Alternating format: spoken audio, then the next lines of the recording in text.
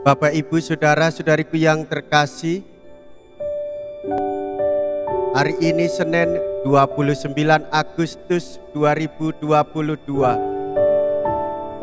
Saya Romo Siga dari Paroki Santo Stefanus, Surabaya.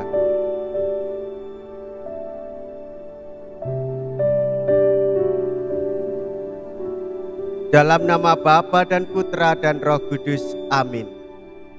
Gereja merayakan peringatan wajib wafatnya Santo Yohanes Pembaptis, martir. Mea culpa, mea culpa, mea maxima culpa.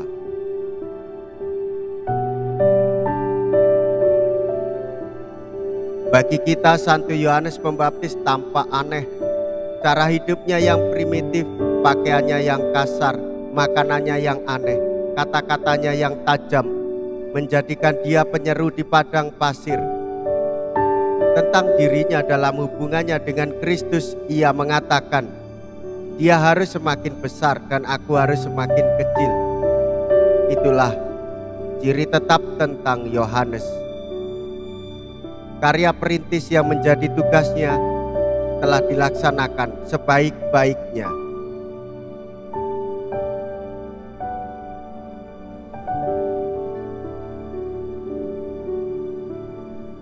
Marilah kita berdoa. Allah Bapa, kekuatan para kudus, Santo Yohanes Pembaptis telah Kau jadikan perintis jalan bagi kelahiran dan kematian putramu yang terkasih. Ia gugur sebagai saksi kebenaran dan keadilan. Semoga kami pun gigih berjuang untuk memberi kesaksian tentang ajaran-Mu. Dengan pengantaraan Yesus Kristus Putramu Tuhan kami, yang bersama dengan Dikau dalam persekutuan Roh Kudus, hidup dan berkuasa, kini dan sepanjang segala masa.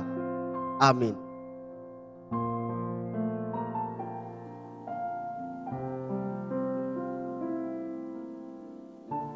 Tuhan bersamamu dan bersama rohmu. Inilah Injil suci menurut Markus. Dimuliakanlah Tuhan. Markus bab 6 ayat 17 sampai dengan ayat 29.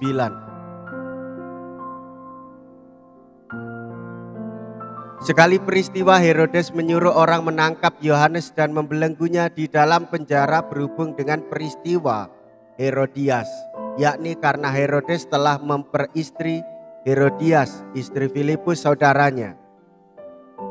Yohanes pernah menegur Herodes, "Tidak halal engkau mengambil istri saudaramu."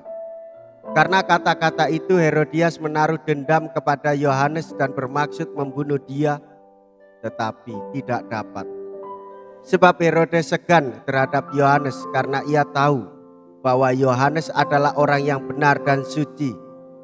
Jadi ia melindunginya. Tetapi setiap kali mendengarkan Yohanes, hati Herodes selalu terombang-ambing. Namun ia merasa senang juga mendengarkan dia. Akhirnya tiba juga kesempatan yang baik bagi Herodias, yakni ketika Herodes pada hari ulang tahunnya mengadakan perjamuan untuk pembesar-pembesar, para perwira dan orang-orang terkemuka di Galilea. Pada waktu itu, putri Herodias tampil lalu menari dan ia menyukakan hati Herodes serta tamu-tamunya. Maka Raja Herodes berkata kepada gadis itu, "Mintalah daripadaku apa saja yang kau ingini, maka akan kuberikan kepadamu." Lalu Herodes bersumpah kepadanya, "Apa saja yang kau minta akan kuberikan kepadamu, sekalipun itu setengah dari kerajaanku." Anak itu pergi dan menanyakan kepada ibunya, "Apa yang harus kuminta?" Jawab ibunya, "Kepala Yohanes Pembaptis." Maka cepat-cepat ia pergi kepada raja dan meminta, "Aku mau supaya sekarang juga engkau memberikan kepadaku kepala Yohanes Pembaptis dalam sebuah talam." Maka sangat sedihlah hati raja, tetapi karena sumpahnya dan karena tamu-tamunya ia tidak mau menolaknya. Raja segera menyuruh seorang pengawal dengan perintah supaya mengambil kepala Yohanes. Orang itu pun pergi dan memenggal kepala Yohanes di penjara. Ia membawa kepala itu di sebuah talam dan memberikannya kepada gadis itu, dan gadis itu memberikannya pula kepada ibunya. Ketika murid-murid Yohanes mendengar hal itu, mereka datang dan mengambil mayatnya lalu membaringkannya dalam kubur. Demikianlah sabda Tuhan. Terpujilah Kristus.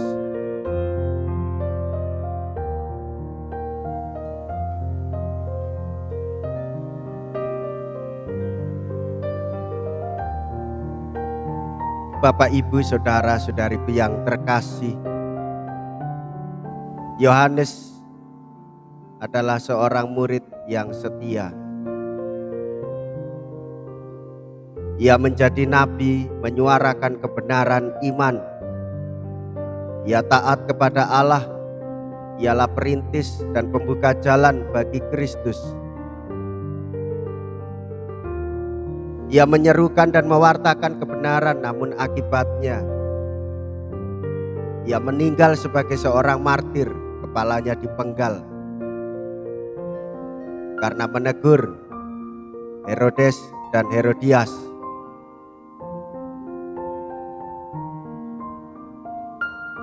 Bapak, Ibu, saudara-saudariku yang terkasih, sakit hati itu membawa celaka karena dibumbui dengan balas dendam.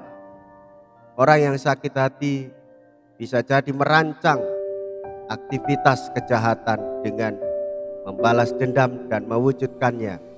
Sebagaimana Herodias menginginkan kepala Yohanes Pembaptis karena diberi peringatan dan juga teguran oleh Yohanes Pembaptis.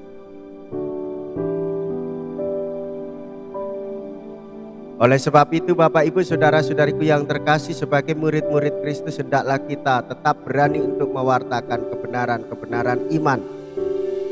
Meskipun toh itu akibatnya adalah kematian bagi diri kita sendiri. Namun kematian di dalam Kristus, orang akan mendapatkan partisipasi kemuliaan dan kehormatan dari Allah sendiri.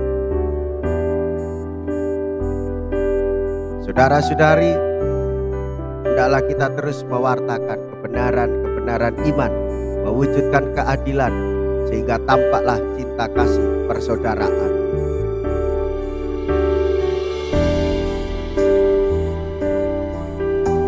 Marilah kita berdoa.